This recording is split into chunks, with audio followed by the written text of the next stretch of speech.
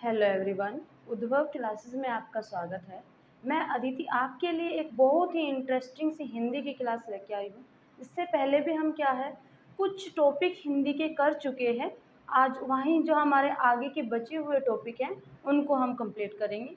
तो चलिए फिर स्टार्ट करते हैं। जो हमारा आज का टॉपिक है, आज का टॉपिक है हमारा अल्प प्राण और महाप्राण। अल्प प्राण और महाप्राण में सबसे पहले हमें ये जानना होगा कि उनकी डेफिनेशन क्या होती है, किनको हम अल्प प्राण कहते हैं, किनको हम महाप्राण कहते हैं। कॉम्पिटिटिव एग्जाम में कई बार हमसे अल्प प्राण और महाप्राण के बारे में पूछा जाता है कि कौन सा व्यंजन आपका अल्प प्राण है और कौन सा व्यंजन आपका महाप्राण है। तो चलिए सबसे पहले अल्प प्राण को जान लेते हैं कि अल्प प्राण होता क्या है। तो अल्प प्राण वे व्यंजन जिनको बोलने में कम समय लगे, जिनको बोलने में कम समय लगे और बोलते समय मुख से वायु कम निकले, या ये कह सकते हैं कि कम वायु निकले। मैं आपको बता दूं कि संस्कृत भाषा में ये जो अल्प प्राण है ये एक संस्कृत का शब्द है। संस्कृत भाषा में प्राण, वायु को प्राण कहा जाता है। वायु को हम क्या कहते हैं, वायु का मतलब होता है प्राण। संस्कृत भाषा में वायु को प्राण कहा जाता है। और उसी के हिसाब से जिस शब्द को बोलने में कम वायु निकले, जिन शब्द को बोलने में कम वायु उत्पन्न हो या कम समय लगे, उस शब्द को हम क्या उस व्यंजन को हम क्या कहेंगे, अल्प प्राण। अल्प का मतलब क्या होता है, कम, और प्राण का मतलब क्या होता है, वायु। तो यहाँ से हम ये चीज़ समझ सकते हैं कि अल्प प्राण जिस व्यंजन को बोलने में कम वायु उत्पन्न हो रही है उस व्यंजन को हम अल्प प्राण कह रहे हैं। तो ये अल्प प्राण होते कौन कौन से हैं, तो यहाँ पे हम जान लेते हैं। प्रत्येक वर्ग का पहला, तीसरा और पांचवा व्यंजन जो हमारे कै वर्ग, तय वर्ग, टय वर्ग, कै वर्ग, टय वर्ग, तय वर्ग, ये हमारे है जो पै वर्ग। तो उसमें क्या है, जो हमारे वे वर्ग है, पहले तो हमें उन वर्ग का पता होना चाहिए। जब भी हम अल्प प्राण, महाप्राण या किसी भी चीज़ को अब हिंदी वर्णमाला के अंदर पढ़ रहे हैं तो हमें वो वर्ग याद होने चाहिए। तो जो हमारे वर्ग है उन वर्गों में क्या है, प्रत्येक वर्ग का पहला, तीसरा और पांचवा वर्ग जो वो क्या है, वो सारे के सारे क्या है, अल्प प्राण है। दूसरी बात, जितने भी हमारे स्वर है, 11 के 11 हमारे जो स्वर है वो भी हमारे क्या है, अल्प प्राण है।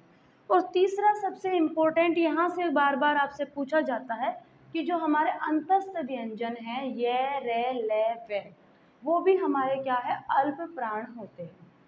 क्लियर। उसके बाद बात कर लेते हैं हम महाप्राण की। तो महाप्राण, महाप्राण को भी अगर हम डिवाइड करें, तोड़े, तो संस्कृत भाषा में क्या है, महा मतलब ज़्यादा या बहुत ज़्यादा बड़ा, और प्राण मतलब वायु। तो महाप्राण का मतलब है कि जिन व्यंजन को बोलने में अधिक वायु उत्पन्न हो उन्हें हम क्या कहते हैं, महाप्राण कहते हैं। जिन व्यंजन को बोलने में अधिक समय लगे उनको हम महाप्राण कहते हैं। इसके अगर एग्जाम्पल की बात करें तो प्रत्येक वर्ग का दूसरा और चौथा, प्रत्येक वर्ग का दूसरा और चौथा व्यंजन जो होगा वो होगा हमारा महाप्राण। और दूसरा इसका जो होगा जो दूसरे हमारे होंगे उसम व्यंजन, चारों के चार उसम व्यंजन होते हैं हमारे, शय, शय, शय है, वो चारों के चारों उसम व्यंजन भी हमारे क्या है, महाप्राण है। इसकी एक छोटी सी ट्रिक होती है याद करने की। कई बार हम कंफ्यूज हो जाते हैं कि अल्प प्राण कौन सा है, महाप्राण कौन सा है। तो एक ट्रिक है 135/24, 135/24, ये हमारी ट्रिक है। 135 का मतलब क्या है, प्रत्येक वर्ग का पहला, तीसरा और पांचवा, और 24 का मतलब है प्रत्येक वर्ग का दूसरा और चौथा। हमें ध्यान रखना है अल्प, तो उसमें हमें क्या ध्यान रखना है, अल्प प्राण को हम क्या करेंगे, ऊपर रखेंगे, महाप्राण को नीचे रखेंगे। और उसके बाद हम क्या करेंगे, इसको 135/24, या ये भी कह सकते हैं 135/24। जो हिंदी के स्टूडेंट हैं वो इस चीज़ को जानते हैं।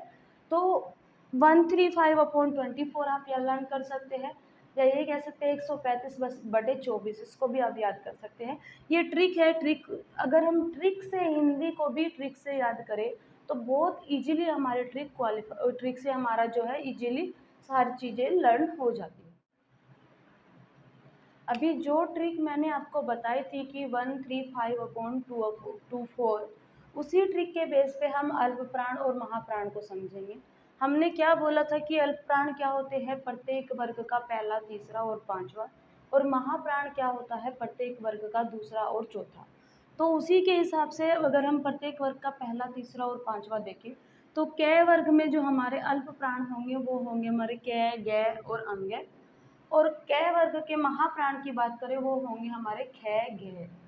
उसी के बाद च वर्ग में हमारा, हम सबसे पहले महाप्राण की ही बात कर लेते हैं कि महाप्राण कौन कौन से होते हैं। तो क वर्ग में हमारे क, ग, अंग है।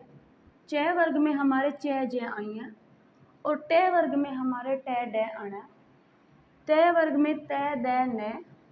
और प वर्ग में प, ब, म। उसी के साथ साथ हमें क्या याद रखना है कि हमारे जो चारों के चारों अंतस्थ व्यंजन हैं वो भी हमारे क्या होते हैं? अल्प प्राण की कैटेगरी में आते हैं। तो अल्प प्राण में चारों के चारों अंतस्थ व्यंजन क्या है? य, र, ल, व। तो ये हमें याद रखना है, ये हमें इतना सारा याद नहीं हो सकता। तो इसके लिए हमें क्या करना है? सबसे पहले हमारे प्रत्येक वर्ग याद होने चाहिए, पांचों के पांचों वर्ग हमें पता होने चाहिए कौन कौन से हैं। और उसके बाद हमें वो ट्रिक लगा लेनी है 135/2/4। 135/2/4 उस ट्रिक को हम लगा लेंगे कि प्रत्येक वर्ग का पहला, तीसरा और पांचवा। और महाप्राण में हमारा क्या है? प्रत्येक वर्ग का दूसरा और चौथा। फिर उसके बाद महाप्राण की बात कर लेते हैं कि क वर्ग में कौन सा होगा? क वर्ग में हमारा ख और घ होगा। फिर उसके बाद च वर्ग में हमारा कौन सा होगा? छ और झ होगा। ट वर्ग में हमारा ठ और ढ होगा। प वर्ग में हमारा थ, ध होगा। और प वर्ग में हमारा फ, भ होगा। उसी के साथ साथ हमारे क्या है? चारों के चारों जो ऊष्म व्यंजन हैं वो भी हमारे महाप्राण की कैटेगरी में आते हैं। कौन कौन से? स, है। ये चारों के चारों जो ऊष्म व्यंजन है ये भी महाप्राण की कैटेगरी में आते हैं।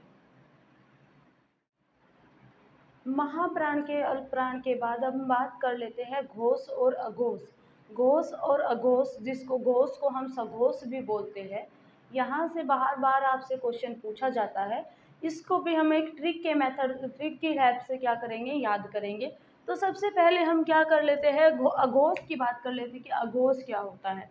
अघोष जिन वर्णों के उच्चारण में नांद की जगह केवल श्वास का उपयोग किया जाता है, उन वर्णों को हम, उन व्यंजनों को हम अघोष व्यंजन कहते हैं। नांद क्या होता है? जब हमारी जो उच्चारण है वो यहाँ स्वर तंत्र से न होकर केवल सांस की हेल्प से, केवल वायु की हेल्प से उस उस वर्ण का उच्चारण होगा, तो उस वर्ण को हम क्या कहेंगे? अघोष। मतलब जहाँ घोषणा नहीं हो रही है, जहाँ कंपन नहीं हो रहा है स्वर तंत्र में, उसको हम क्या कह रहे हैं? अघोष। कंपन की बात हम बार बार क्यों करेंगे? क्योंकि जो घोष और अघोष है, इन व्यंजनों को हम कंपन के आधार पर डिवाइड करते हैं, बांटते हैं। तो यहाँ पे जब कई बार पूछ लिया जाता है कि किस व्यंजन में स्वर तंत्र में कंपन नहीं होता है, तो जो हमारा अघोष है, अघोष में स्वर तंत्र में कंपन नहीं होता है। दूसरी बात, यहाँ नांद की जगह केवल श्वास का उपयोग किया जाता है। इनकी संख्या 13 होती है। और कौन कौन से होते हैं हमारे अघोष व्यंजन, उनकी बात कर लेते हैं। प्रत्येक वर्ग का पहला और दूसरा व्यंजन जो होगा, दूसरा जो वर्ण होगा, उसको हम क्या कहेंगे? अघोष कहेंगे। उसके साथ साथ हमारे जितने भी ऊष्म व्यंजन हैं, 4 हमारे ऊष्म व्यंजन होते हैं, स, है, वो चारों के चारों ऊष्म व्यंजन हमारे अघोष की कैटेगरी में आएंगे।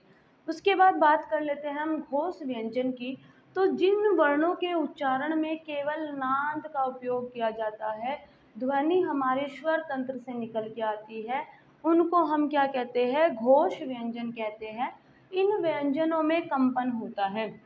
जब स्वर तंत्र से कोई भी ध्वनि हमारी निकलेगी, जब स्वर तंत्र से किसी भी वर्ण का उच्चारण होगा, तो वहाँ पे हमारा क्या है? कंपन होगा। तो इस चीज़ को हमें ध्यान रखनी है कि किस में कंपन होता है, किस में नहीं होता है। नांद का उपयोग कहाँ किया जाता है, कहाँ नहीं किया जाता है। केवल सांस की हेल्प से किसका उच्चारण किया जाता है। ये छोटे छोटे से हमारे क्या है? डिफरेंस है, अंतर है इन दोनों में। इन चीज़ों को हमें याद रखना है। उसके बाद बात कर लेते हैं कि इनकी संख्या 31 होती है, 20 तो यहाँ व्यंजन होते हैं और 11 यहाँ पे स्वर होते हैं। कौन कौन ऐसे अब तक जितने भी हमारे स्वर आते हैं वो भी हमारे घोष व्यंजन की श्रेणी में आते हैं। उसके बाद अगर इसकी बात करें कि कौन कौन से होते हैं, तो प्रत्येक वर्ग का तीसरा, चौथा और पांचवा ये हमारे घोष होंगे। उसके साथ साथ हमारे जो स्वर है वो सारे के सारे स्वर भी हमारे क्या होंगे, घोष होंगे। और चारों के चारों हमारे अंतस्थ व्यंजन वो भी हमारे य, र, ल, व वो भी हमारे घोष की कैटेगरी में आएंगे। सघोष भी हम इसको बोलते हैं। इसकी भी एक ट्रिक होती है, उस ट्रिक को हम देख लेते हैं कि क्या होती है इसकी ट्रिक। तो इसकी ट्रिक होती है भाई 1/2/3/4/5, ये इसकी ट्रिक होती है छोटी सी, कि 12/345 आप लर्न कर सकते हैं, 1/2/345 आप लर्न कर सकते हैं, 12/345 आप लर्न कर सकते हैं। इसका मतलब क्या हुआ कि प्रत्येक जो हमारा ये अघोष है, अघोष क्या है, प्रत्येक वर्ग का पहला और दूसरा है। घोष हमारा क्या है, प्रत्येक वर्ग का तीसरा, चौथा और पांचवा है। तो इसी के हिसाब से हमने क्या है, एक छोटी सी ट्रिक बना ली ताकि हम कंफ्यूज न हो कि कौन सा क्या होता है। तो फ्रेंड्स, ये था हमारा आज का टॉपिक। आज के लिए बस इतना ही। अगर आपको मेरी वीडियो अच्छी लगती है लाइक कर देना और चैनल को सब्सक्राइब कर देना। Thank you.